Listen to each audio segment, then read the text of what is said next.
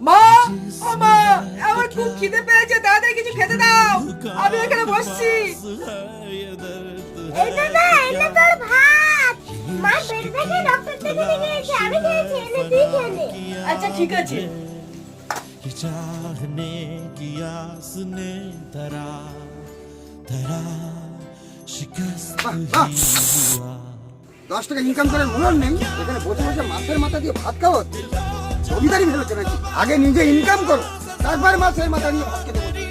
বেরো বাড়ি থেকে, বেরো বাড়ি থেকে।